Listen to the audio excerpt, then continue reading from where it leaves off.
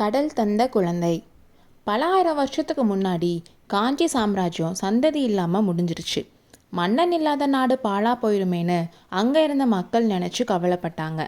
அப்போ ஒரு மகான், கவலைப்பட வேண்டாம், காஞ்சி சாம்ராஜ்யத்துக்கு ஒரு மன்னனை கடல் கொடுக்கும்னு நான் கனவு கண்டேன்னு சொன்னார்.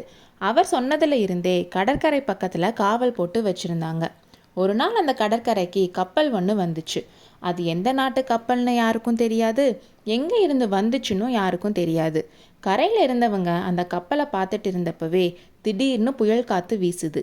காற்றுல கப்பல் அப்படியும் இப்படியும் பயங்கரமாக ஆடுது. புயல் காற்றுல சிக்கி கப்பல் கவுந்துருச்சு. புயல் காத்தோட சத்தத்தில் கப்பலில் இருக்கிறவங்களோட அழுகிற சத்தமும் சேர்ந்து கேட்குது. கப்பல் கவுந்து கடலுக்குள்ளே மூழ்கிச்சோ இல்லையோ, காற்றும் அப்படியே நின்றுச்சு. அது வரைக்கும் கரையில் நின்று என்ன செய்கிறதுன்னு தெரியாமல் பார்த்துட்டு இருந்த மக்கள் இப்போ பரபரப்பாயிட்டாங்க. படகுகளையும் கட்டு மரங்களையும் எடுத்துட்டு கடலுக்குள்ளே போகிறாங்க. உயிரோட யாராவது கடலில் மிதந்துட்டு இருந்தா அவங்கள காப்பாற்றுறதுக்காக வேகமாக போகிறாங்க. அப்போ அங்கே ஒரு சின்ன குழந்தை ஒன்று மிதந்துட்டு இருக்கு. அந்த குழந்தை ஒரு மரப்பலகையில் ஒரு துணியால் கட்டப்பட்டிருந்துச்சு. அந்த குழந்தையோட முகம் நல்ல பிரகாசமாக இருந்துச்சு. ஆனால் அந்த குழந்தைக்கு உயிர் இருக்கா? நல்ல வேலை, உயிர் இருக்குது. படகோட்டி அந்த குழந்தையை எடுத்து கட்டை அவுத்து விட்டுட்டு மார்போட சேர்த்து அணைச்சு கொஞ்சி சந்தோஷப்படுறான். அவனோட படகுல கப்பல்ல இருந்து இருக்கிற பொருளெல்லாம் கட்டுறதுக்காக தொண்டை கொடிகள் வச்சிருந்தான். அந்த கொடிகளை இலையோடு சேர்த்து வச்சு ஒரு மெத்த மாதிரி ஆக்குனான். அதில் அந்த குழந்தைய படுக்க வைக்கிறான். அந்த குழந்தை அவனை பார்த்து சிரிக்குது. அவன் சீக்கிரமாக கரையை நோக்கி போகிறான். கரைக்கிட்ட போகும்போதே படகோட்டி சந்தோஷத்தில் கத்துறத பார்த்து ஏதோ விசேஷம் இருக்குன்னு கரையில் இருக்கிறவங்க தெரிஞ்சுக்கிறாங்க. படகு கரைக்கு போனதும் அங்கே இருக்க மக்கள் எல்லாம் படகை சுற்றி வந்து நின்று பார்க்குறாங்க. அப்போ அந்த மகானும் அங்கே வராரு.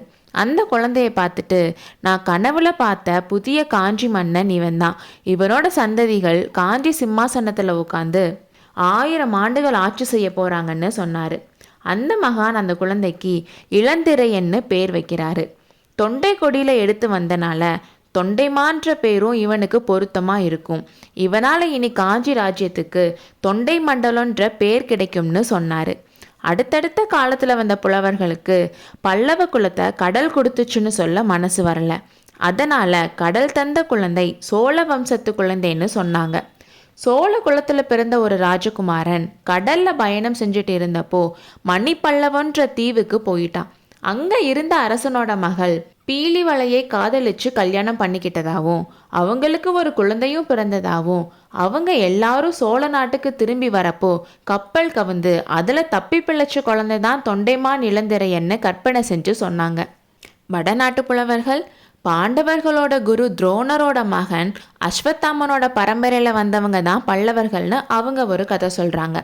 கடைசியாக ஐரோப்பிய புலவர்கள் பண்ண ஆராய்ச்சியில் இந்தியாவுக்கும் வடமேற்கில் இருந்து வந்த வேறு நாட்டை சேர்ந்த சகர் தான் காஞ்சிபுரத்தை தேடி வந்து பல்லவர்கள் ஆனாங்கன்னு எழுதி அதை புக்காவும் பிரிண்ட் பண்ணி பப்ளிஷும் பண்ணிட்டாங்க. ஆனால் நம்ம ஊர்க்காரவங்க நம்ம புலவர்கள் சொன்னதெல்லாம் கற்பனைன்னு சொல்லிட்டு ஐரோப்பிய புலவர்கள் சொன்னதை பிடிச்சிக்கிட்டு பல்லவர்கள் அந்நியர்களேன்னு சொல்லிட்டாங்க. தமிழ்நாட்டுக்கு எவ்வளவோ பெருமை சேர்ந்த பல்லவர்களை அந்நியர்கள்னு சொல்கிற மாதிரி கட்டுக்கதை உலக வரலாற்றிலேயே வேற எதுவும் இல்லைன்னு நம்ம ரைட்டர் கல்கி சொல்கிறாரு. பல்லவ குலத்தை பற்றி சொன்னதில் எது உண்மை எது கற்பனை கதைன்னு நம்மளால் சொல்ல முடியாது. அந்த காலத்தில் பல்லவ குலத்தில் பிறந்தவங்களுக்கே அது சரியாக தெரியலை. ஆனால் ஒன்று மட்டும் நல்லா தெரிஞ்சிச்சு. என்னென்னா, பல்லவ குலத்தில் பிறந்த எல்லாருக்கும் கடல் பிரயாணம் பண்ணுறதுல ஆசை அதிகமாக இருந்துச்சு.